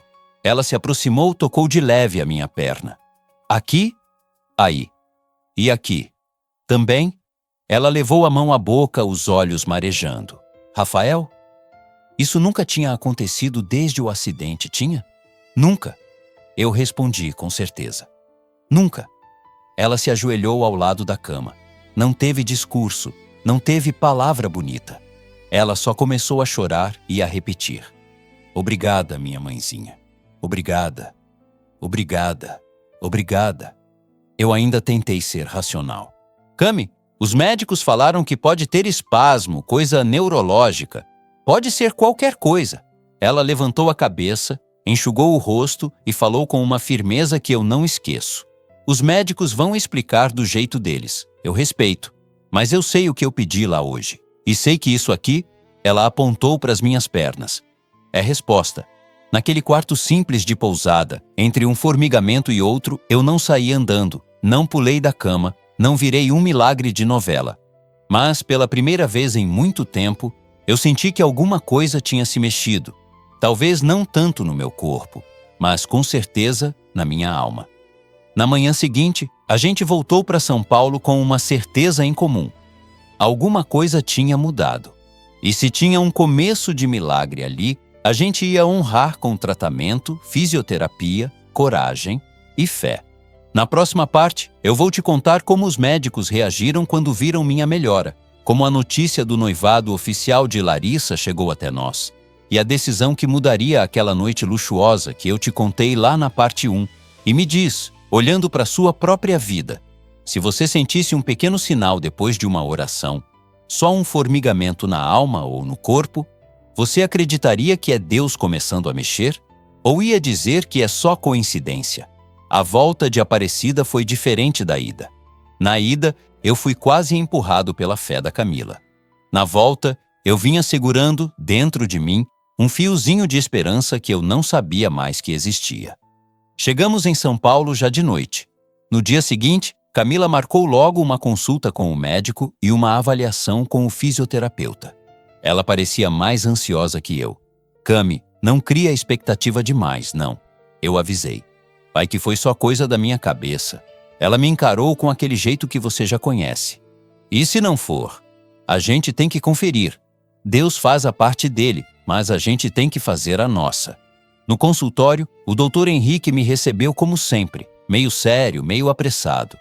Então, Rafael, como você tem se sentido? Olhei para Camila, respirei fundo. Doutor, eu andei sentindo umas coisas nas pernas. Ele franziu a testa. Como assim umas coisas? Formigamento. Às vezes parece um peso, um incômodo. Não é dor, mas não é o nada que eu sentia antes. Ele pediu para eu deitar, começou a fazer os testes de sempre. Toque aqui, agulhazinha ali, mexe o pé para cá, para lá. Eu já sabia o script de cor, só que dessa vez não foi igual. Sente isso? Ele perguntou apertando minha perna. Demorei um segundo, mas respondi. Sinto. Fraco, mas sinto. Ele repetiu em outro ponto. E aqui? Também. Pela primeira vez eu vi o médico parecer surpreso de verdade. Ele ficou pensativo. Isso é novo. Ele chamou outro colega, fez mais alguns testes, pediu mais um exame de imagem. Depois de um tempo, sentou diante de mim. Rafael, a gente precisa ser cauteloso. A sua lesão continua sendo grave, mas há sinais de recuperação de sensibilidade. É raro, mas acontece. Com fisioterapia intensiva, pode ser que você recupere mais funções do que a gente esperava no início. Camila apertou minha mão discretamente. Eu olhei para ela de canto de olho. Naquele olhar, ela falava com Deus. Não era comigo. Então, perguntei com medo da resposta. Existe chance de eu voltar a andar? Ele não prometeu nada. Médico sério não promete. Chance sempre existe. A gente não fala em cura total nesse tipo de caso. Mas eu posso dizer que sua situação hoje é melhor do que era meses atrás. O que você ganhou agora, a gente tem que trabalhar para ampliar. Se você se dedicar, a gente pode se surpreender. Sair dali com uma mistura de sensações. De um lado, a explicação técnica, médula, neurônio, reabilitação. Do outro, o que eu tinha vivido na madrugada da pousada e o que eu tinha visto nos olhos da Camila ajoelhada diante da santa. No fundo, eu pensei, talvez Deus use mesmo o caminho da medicina para responder oração. A partir daquele dia, eu mudei. Quem me via antes, fugindo de fisioterapia, deixando o exercício para depois, quase entregando os pontos, não reconhecia o cara que eu virei. Hoje vamos tentar ficar na barra de apoio um pouco mais, tá? O físio dizia. Vamos tentar o dobro, eu respondia. Se eu cair, você me pega. Camila acompanhava tudo. Quando eu conseguia ficar alguns segundos em pé, apoiado, ela aplaudia baixo, quase chorando. Olha ele aí, Nossa Senhora. Ela murmurava. Do jeitinho que eu pedi, eu também mudei com ela. Passei a reparar mais nas pequenas coisas, como ela chegava mesmo cansada, mas sorrindo, como não reclamava do ônibus lotado, como tratava minha mãe no telefone com o mesmo respeito que trataria qualquer pessoa importante. E ao mesmo tempo, o conflito dentro de mim só crescia. Eu ainda era casado, no papel, no nome, na lei, mas na prática, a esposa vivia em outra vida. E quem estava comigo na dor, no banho, na madrugada, na reza, era a cuidadora. Teve uma noite em que eu não aguentei e fiz uma oração torta. Deus, se isso que eu estou sentindo pela Camila for errado, tira de mim. Mas se for caminho, cuida da gente porque eu não quero machucar ninguém. Enquanto isso, a casa não parava. Larissa quase não ficava. Quando aparecia, vinha produzida, cheirando a perfume caro, celular na mão, mensagem pingando o tempo todo. Uma indireta aqui, outra ali. Nossa, você tá indo bem na físio, hein? Ela comentou um dia. Quem sabe daqui a pouco consegue sair por aí sozinho, né? Parecia elogio, mas eu sentia o subtexto. Sozinho, sem ela. Até que umas semanas depois da viagem à Aparecida, Camila entrou no quarto com uma cara diferente. Nem triste, nem alegre. Era a cara de quem vinha com notícia importante. Rafael, posso falar com você um minuto só nós dois? Meu coração já se armou. Ela se sentou na poltrona, respirou fundo e mostrou a tela do celular. Lembra daquela ex-funcionária daqui de casa, a Rita? Aquela que foi mandada embora do nada? Lembro, sempre foi educada comigo. Ela me mandou isso aqui. Camila virou o celular. Era um card digital, super produzido, com data, horário e local. No topo, em letra cursiva elegante, Larissa em Eduardo, jantar de noivado. O buffet era um dos mais caros de São Paulo. Embaixo, a frase, para celebrar o início de uma nova fase. Eu senti uma fisgada no peito, mas a ferrada não foi como daquela vez no corredor. Dessa vez doeu, mas eu já não era o mesmo homem derrubado. Ela me mandou mensagem, Camila explicou. Disse que achou uma covardia o que estão fazendo com você e perguntou se eu queria saber a data. Eu pensei muito antes de te mostrar. Não sabia se era melhor você saber ou não. Mas eu não quero esconder nada de você. Eu fiquei um tempo em silêncio, olhando para o convite na tela. O vestido dela, o olhar dele, as letras douradas. Então é isso. Eu falei por fim. Preto no branco. Ela vai anunciar para o mundo a nova fase, enquanto eu ainda tô no nome dela. Camila engoliu em seco. Eu sei que dói, mas olha para você, Rafa. Você não é mais aquele homem que desistiu lá atrás. Você tem lutado. Você foi até Aparecida. Você está melhorando. Eles querem te apagar, mas Deus está escrevendo outra coisa. Eu respirei fundo. Uma parte de mim queria rasgar o convite, mandar prender todo mundo, processar, fazer escândalo. Outra parte queria só sumir. Eu não sei o que fazer, Camila, confessei. Vou fingir que não vi? Vou ficar aqui no quarto enquanto eles comemoram no salão de festa? Ela segurou minha mão com firmeza. Você não vai fingir nada, nem vai virar bicho. Ela olhou nos meus olhos. Você vai fazer a coisa mais difícil que existe. Vai enfrentar a verdade de frente. Como assim? Vai nesse noivado. Eu arregalei os olhos. Tá maluca? Eu? Aparecer lá? Do nada?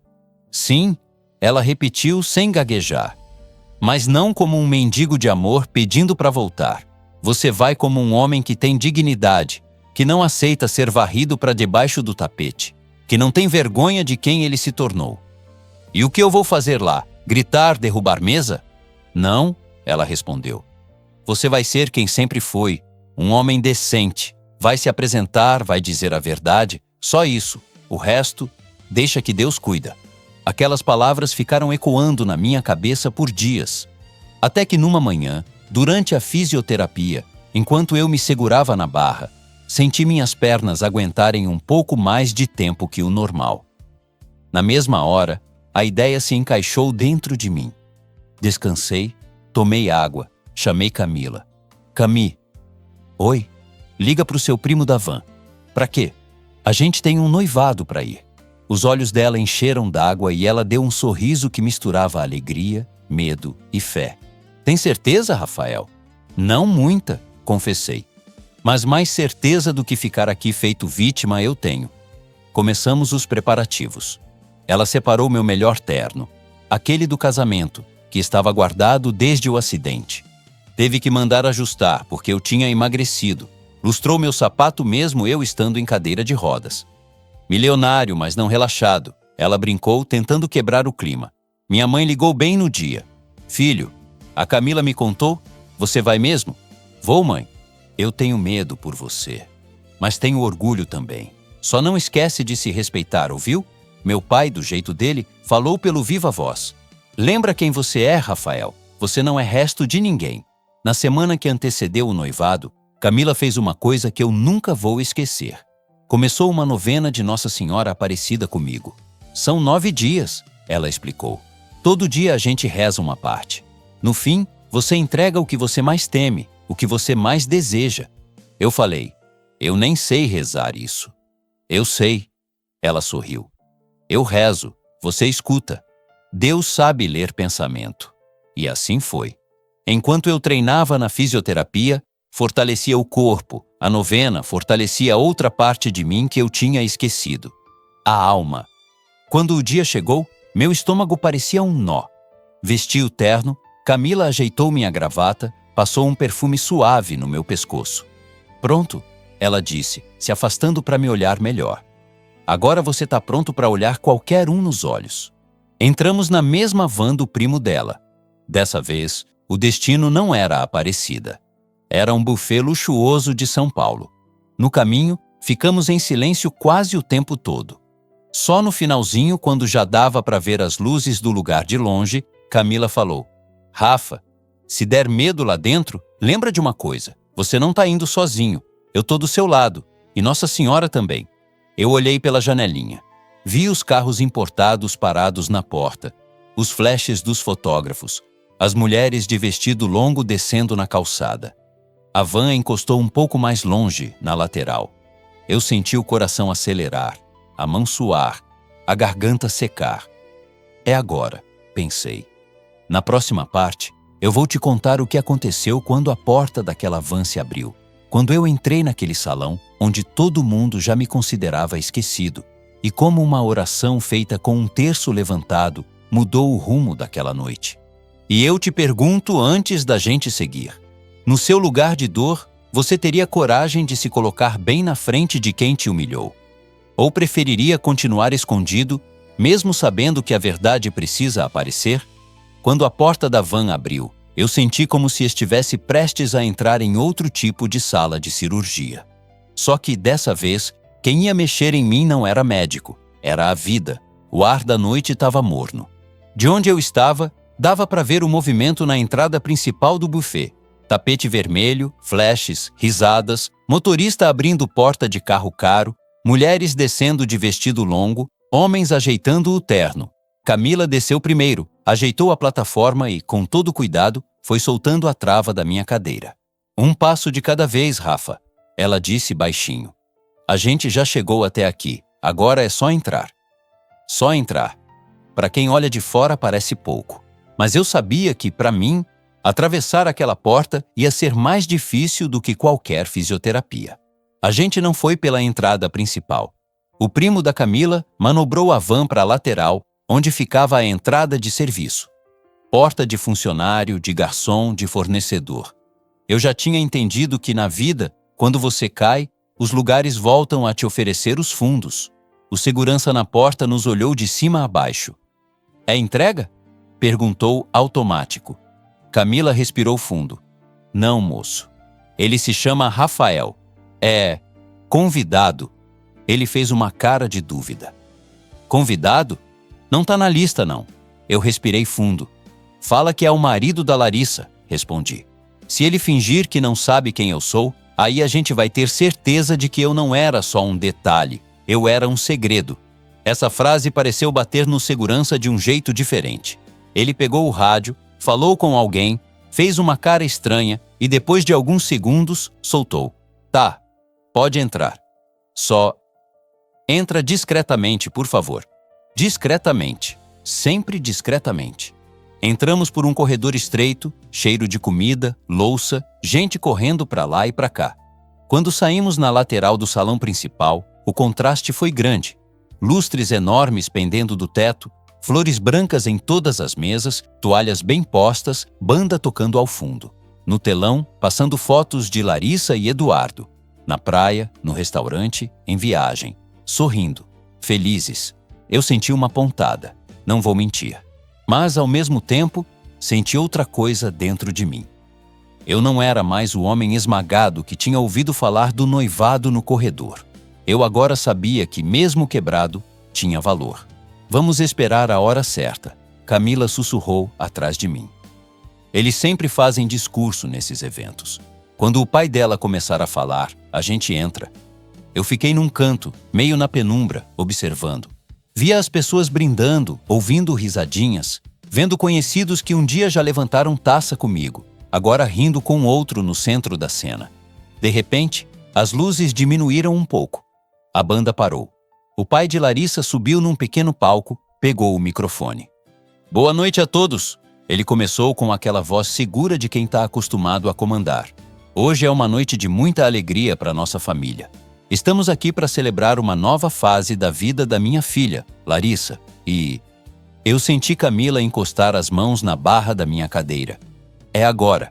Antes que ele terminasse a frase, ela começou a me empurrar em direção ao centro do salão. O som das rodinhas no piso brilhoso pareceu um trovão dentro da minha cabeça. No começo, ninguém notou, mas quando a gente foi atravessando o meio das mesas, eu ouvi os primeiros cochichos. Não é? Gente, olha ali. Mas ele... Um garçom que ia passar na nossa frente parou, quase derrubando a bandeja, e abriu caminho, arregalando os olhos. Um ex-colega de negócios que estava na mesa à direita engasgou com a bebida. Rafael? Ele murmurou sem acreditar. O pai de Larissa interrompeu a fala, confuso. Larissa, que estava ao lado do noivo, segurando uma taça, virou a cabeça. E ficou branca na hora. Eduardo, o noivo, olhou de Rafael para Larissa, sem entender nada.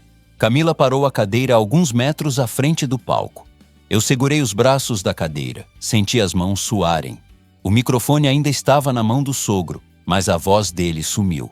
O silêncio que veio depois foi tão pesado que dava para ouvir o gelo batendo nas taças. Eu respirei fundo e falei alto o suficiente para todo mundo ouvir. Boa noite, meu nome é Rafael, tenho 30 anos, sou empresário, cadeirante e, pelo que eu sei, ainda sou marido da Larissa. Um burburinho tomou o salão. Algumas pessoas taparam a boca, outras olharam para Larissa como quem diz, é verdade isso? O pai dela endureceu o maxilar. Isso é ridículo, Rafael. Larissa disparou, a voz trêmula. Você não tinha o direito de vir aqui. A gente já estava separado. Separado no seu coração, talvez. Eu respondi, sem gritar. No papel, não. Na lei, não. Na hora de facilitar a sua vida, não. O pai dela desceu do palco às pressas e veio em nossa direção. Rafael, isso aqui é um evento privado. Você não pode fazer esse tipo de cena. Vamos conversar em outro lugar. Camila deu um passo à frente, ficando meio entre ele e a minha cadeira. Com todo respeito, seu Sérgio, quem não pode fazer esse tipo de cena com a vida dos outros é o senhor e sua família. Ele a encarou irritado. Quem é você? A cuidadora que vê, todo dia, o homem que a sua filha deixou largado numa cadeira de rodas. Ela respondeu. Aquela que dá banho, que limpa a lágrima, que segura a mão quando a dor aperta. A que estava lá quando ninguém mais estava. Um murmurinho de aprovação veio de algum lugar do salão. As pessoas podem ser cruéis, mas também gostam de ver a verdade sendo dita na cara de quem se acha intocável. Camila respirou fundo e continuou, olhando em volta. Já que hoje é noite de celebrar nova fase, acho justo todo mundo conhecer a fase antiga também. Esse homem aqui sofreu um acidente de carro com a Larissa no volante. A família preferiu abafar, dizer que foi infelicidade da vida. Ele acordou sem sentir as pernas, com o médico dizendo que talvez nunca mais fosse andar. E o que fizeram com ele? Primeiro, usaram o dinheiro para pagar o hospital. Depois, usaram o silêncio para tentar apagar a existência dele. Larissa começou a chorar, balançando a cabeça. Não é assim? Você não sabe de nada, ela gritava. Camila não levantou a voz, só manteve a firmeza. Sei o suficiente. Sei que enquanto ele reaprendia a viver, ela reaprendia a postar foto de viagem com outro homem. Sei que hoje tem noivado aqui como se ela fosse solteira, enquanto o nome dele continua ligado ao dela num cartório. Sei que esse convite de festa chegou para o mundo, mas nunca chegou para ele. Eduardo, o noivo, olhava para Larissa com uma expressão que eu não saberia descrever. Não era só surpresa. Era mistura de raiva, vergonha e de quem se sente enganado também. O pai dela tentou reagir. Isso é conversa de funcionária, de gente que... Não, isso é conversa de quem viu. Camila cortou. Eu vi ele tentando desistir de viver. Vi ele sendo chamado de peso, de problema. Vi ele escondido no quarto enquanto vocês faziam festa aqui na sala. E vi também esse homem aceitar ir até Aparecida comigo quando já não acreditava em mais nada. Alguns convidados se benzeram quando ouviram o nome do santuário.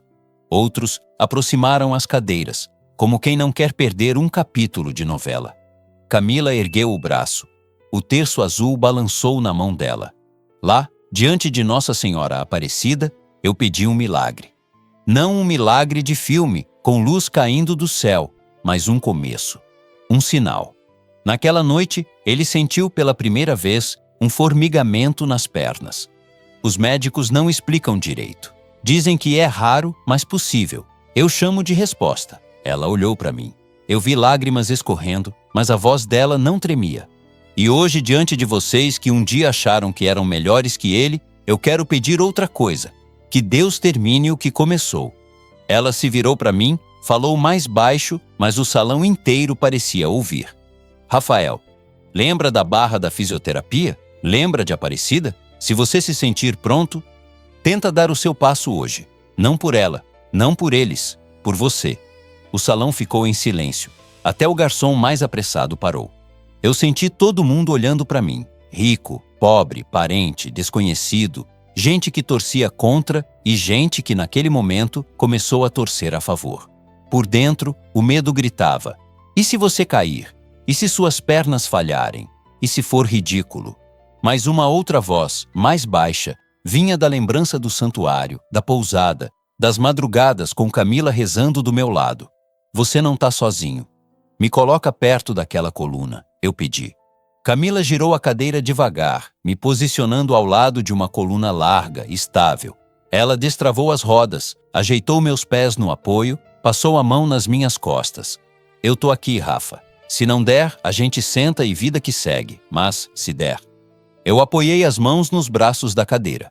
Senti o metal gelado sob os dedos, o coração disparado, a respiração curta. Fechei os olhos por um instante e, sem saber rezar direito, só pensei: Nossa Senhora, se for para acontecer alguma coisa hoje, que seja agora. Abri os olhos de novo. Vi de relance a expressão de Larissa. Não era mais só raiva, era medo. Vi o pai dela duro, tenso. Vi Eduardo com o rosto fechado. Vi alguns convidados com a mão no peito, outros com o terço na mão. Camila encostou uma mão no meu ombro, a outra segurava o terço erguido. Vai, Rafael. Eu puxei o ar, apertei os braços da cadeira com força e comecei a fazer exatamente o que aprendi na fisioterapia. Ativar o que ainda tinha de força no quadril, concentrar a mente nas pernas, inclinar o tronco para frente. E ali, na frente de todo aquele salão que um dia me vira como igual e depois tentou fingir que eu não existia, eu senti meu corpo começar a se erguer, centímetro por centímetro, tremendo, suando, mas subindo. Na próxima parte, eu vou te contar se eu consegui ficar de pé, o que aconteceu com aquele noivado, com a família da Larissa, comigo e com a Camila, e como aquela noite mudou tudo de vez. E eu te pergunto, antes da gente seguir: na sua vida, você teria coragem de tentar se levantar diante de quem te viu cair? Ou preferiria continuar sentado para sempre, com medo do olhar dos outros? Quando meu corpo começou a subir, centímetro por centímetro, eu ouvi minha própria respiração mais alta do que a música, do que as conversas, do que qualquer coisa naquele salão. O silêncio era tão grande que dava para sentir o peso do olhar de cada pessoa ali em cima de mim. Minhas mãos tremiam agarradas nos braços da cadeira. Os músculos das costas doíam, o suor escorria pela testa. Por um segundo, eu pensei: não vai dar, eu vou cair, eu vou passar vergonha na frente de todo mundo. Mas aí eu senti a mão de Camila, firme no meu ombro, e ouvi, baixinho, quase num sussurro que só eu percebi: vai, Rafa, Nossa Senhora tá aqui, lembra da barra da físio, lembra de Aparecida, mais um pouquinho. E de repente, eu estava de pé. Trêmulo, apoiado na coluna, com os joelhos quase cedendo, mas de pé. Eu, o peso, o problema, o coitado na cadeira de rodas. Estava ali, em frente ao noivado da minha própria esposa, de pé. Não foi bonito como em filme. Eu não saí andando pelo salão. Não foi perfeito, mas foi o suficiente. Alguém lá atrás começou a chorar alto. Uma senhora fez o sinal da cruz e falou: meu Deus do céu! Teve quem aplaudisse, devagar, sem saber se podia. Outro engoliu em seco. Eu mesmo não sabia se ria ou se chorava. Minhas pernas queimavam, doíam, mas o que queimava mais era aqui dentro, no peito. Não era dor, era um tipo de libertação. Camila chorava em silêncio, mão segurando o terço erguido, a outra esticada perto de mim, pronta para me segurar se eu desabasse. Eu não tô aqui para fazer espetáculo, eu consegui dizer, ainda apoiado. Nem para roubar a festa de ninguém. Eu só tô aqui para lembrar que minha vida não acabou no dia do acidente e que não é porque eu tô numa cadeira de rodas que eu deixo de ser gente. Devagar, sentindo que a força já estava no limite, fui voltando a me sentar. Camila me ajudou com cuidado, ajeitou minha perna, travou a cadeira. O primeiro a falar depois disso não foi o pai da Larissa, foi o Eduardo. Ele olhou para mim, depois olhou para ela. Isso tudo é verdade? Ele perguntou, a voz embargada. Você ainda é casada com ele? Larissa enxugava o rosto, desesperada. Eduardo, não é assim. Eu estava presa num casamento que já tinha acabado. Eu ia resolver tudo. Ia, ele repetiu. Mas não resolveu, né? Preferiu montar um teatro. Ele tirou a mão dela de cima do braço dele devagar. Eu não sou santo, Larissa, mas também não sou idiota. Eu não vou começar uma nova fase pisando em cima de alguém que você largou quebrado. Tirou a aliança do bolso, olhou mais uma vez e devolveu. Eu não quero isso. Não desse jeito. Se afastou, deixando ela ali em choque no meio da festa. O brilho do salão parecia ter sido apagado por dentro, mesmo com as luzes todas acesas. O pai dela, vermelho, pegou o microfone de novo. Por um segundo, eu achei que ele fosse mandar me tirar dali à força, mas a máscara de homem de respeito pesa, e ele sabia que tinha testemunha demais. Ele pigarreou. Eu não sabia que as coisas iam chegar nesse ponto. Rafael, se em algum momento você se sentiu desrespeitado pela nossa família, se, eu pensei. Mas não interrompi. Ele engoliu em seco. Eu peço desculpas. Tudo isso foi muito duro para todos nós. Eu respirei fundo. Seu Sérgio, eu não vim aqui para destruir sua filha, nem acabar com o nome da sua família. Minha voz saiu firme. Eu vim aqui para dizer que eu existo. Eu sangrei, eu sofri, eu lutei, e não merecia ser apagado assim. Olhei em volta. Depois olhei diretamente para Larissa. Eu te amei, falei, sem rodeio. Mais do que você imagina. Eu entreguei minha vida, minha confiança, meu nome. E você escolheu outro caminho. Tá no seu direito. Mas não estava no seu direito fazer isso escondendo quem eu fui e quem eu sou. Ela chorava, sem conseguir se aproximar. Eu tive medo, murmurou. Medo de passar o resto da vida cuidando de você, de perder tudo, de... Eu sei, respondi. E é justamente por isso que hoje, aqui, na frente de todo mundo, eu te perdoo. Um burburinho percorreu o salão. Perdoa? Ela repetiu surpresa. Perdoo, confirmei. Não porque você merece, mas porque eu preciso seguir em frente. Eu não vou carregar você nas minhas costas nem na cadeira pro resto da vida. Deus me deu uma segunda chance quando eu podia ter morrido naquele carro. Eu não vou desperdiçar essa chance alimentando ódio. Ela abaixou a cabeça, chorando ainda mais. Eu continuei. Mas o perdão não significa que vai ficar tudo como antes. Eu quero o divórcio. Oficial, justo, sem briga, sem guerra, mas com respeito. E eu não quero um centavo que não seja meu. O que eu construí com o meu trabalho é meu. O que entrou por causa da sua família, a gente acerta com o advogado. Virei para o pai dela. Só não tentem mais me tratar como detalhe. Eu não sou acidente escondido. Eu sou parte da história de vocês. Ninguém respondeu. Não precisava. Camila, atrás de mim, segurou firme a cadeira. Vamos, Rafa? Ela perguntou baixinho. Já deu o que tinha que dar aqui. Eu dei uma última olhada pelo salão. Vi gente emocionada, vi gente sem graça, vi gente mexida de verdade. Vi também alguns com cara de quem ia fofocar por semanas. Problema deles. Vamos, saímos pelo mesmo lugar por onde entramos. Corredor lateral, cheiro de cozinha, gente que trabalha para a festa acontecer. Só que desta vez, eu não me senti entrando pelos fundos. Eu me senti saindo pela porta certa, a da verdade. Os meses seguintes foram intensos. Teve advogado, teve papel, teve reunião, teve tentativa de abafar, de negociar.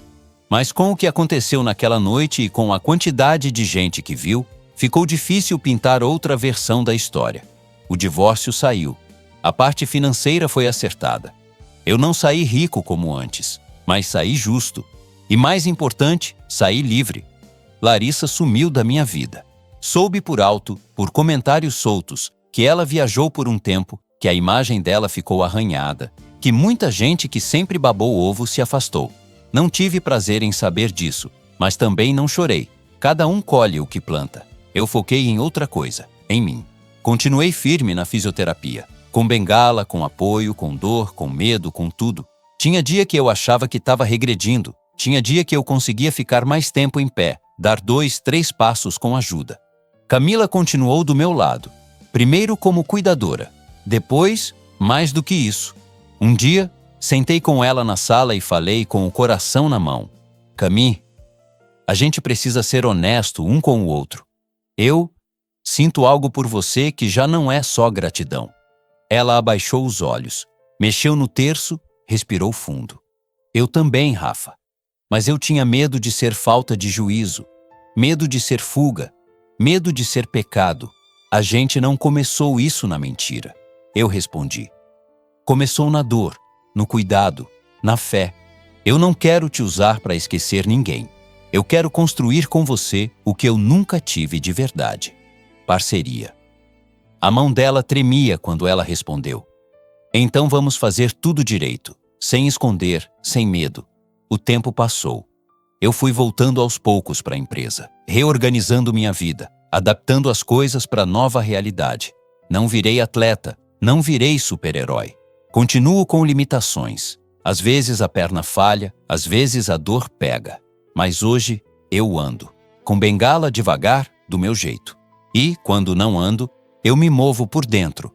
Algum tempo depois, num fim de tarde de sábado, numa igreja simples, de bairro, eu entrei pela porta principal. Não mais sozinho. Entrei com uma bengala numa mão e a mão da Camila na outra. No altar, uma imagem de Nossa Senhora Aparecida nos olhava de cima. Não tinha lustre de cristal, nem banda famosa, nem convidado de terno caríssimo. Tinha família simples, alguns amigos verdadeiros, meus pais emocionados, a mãe da Camila agradecida, criança correndo no corredor e um órgão tocando baixinho. Quando o padre perguntou se eu queria mesmo amar, respeitar, na saúde e na doença, eu quase ri por dentro. Se tinha alguém que já tinha provado isso sem papel nenhum, era ela. Na hora dos votos, eu falei olhando nos olhos dela. Eu achei que minha vida tinha acabado numa estrada molhada. Depois, achei que ela tinha acabado numa cama de hospital. Hoje eu sei que não acabou. Só mudou de direção. E se Deus me der o resto dos meus dias, eu quero viver cada um deles ao seu lado, sabendo que quando eu cair, você vai ser a primeira a me ajudar a levantar. Ela chorou. Eu também. E lá no fundo da igreja, tenho certeza de que minha mãe cochichou para alguma vizinha. Deus não falha. Depois da cerimônia, a gente não foi para mansão nem para salão caro. Foi para casa dela, agora nossa, com mesa cheia de comida feita pela família, abraço apertado, bolo simples com cobertura torta. E foi ali, no meio daquela bagunça boa, que eu senti algo que não sentia há muito tempo. Paz. Hoje eu te conto essa história daqui, sentado, às vezes em pé, às vezes mancando, mas inteiro. Não sou o milionário que um dia fui na conta bancária, mas sou muito mais rico de coisa que dinheiro nenhum compra. Respeito próprio, fé, amor de verdade, família. Eu perdoei a Larissa. Não porque o que ela fez foi pequeno, mas porque ninguém merece viver acorrentado à mágoa dos outros. Perdoar não apagou cicatriz nenhuma, mas tirou o veneno. E se tem uma coisa que eu aprendi em tudo isso, é que Deus gosta de usar gente simples, como a filha do motorista, a costureira, a cuidadora da Zona Leste, para levantar quem o mundo tentou jogar no lixo. Se você ficou comigo até aqui, eu quero te pedir uma coisa de coração. Me conta nos comentários o que você sentiu ouvindo essa história. Você conhece alguém que foi abandonado na dor? Você acredita que Deus ainda faz milagre, mesmo que seja devagar, no tempo dele? Escreve aí. Eu leio tudo com muito carinho, porque do outro lado da tela pode ter alguém que, como eu um dia, acha que a vida acabou. E talvez esteja prestes a descobrir que, na verdade, ela está só recomeçando.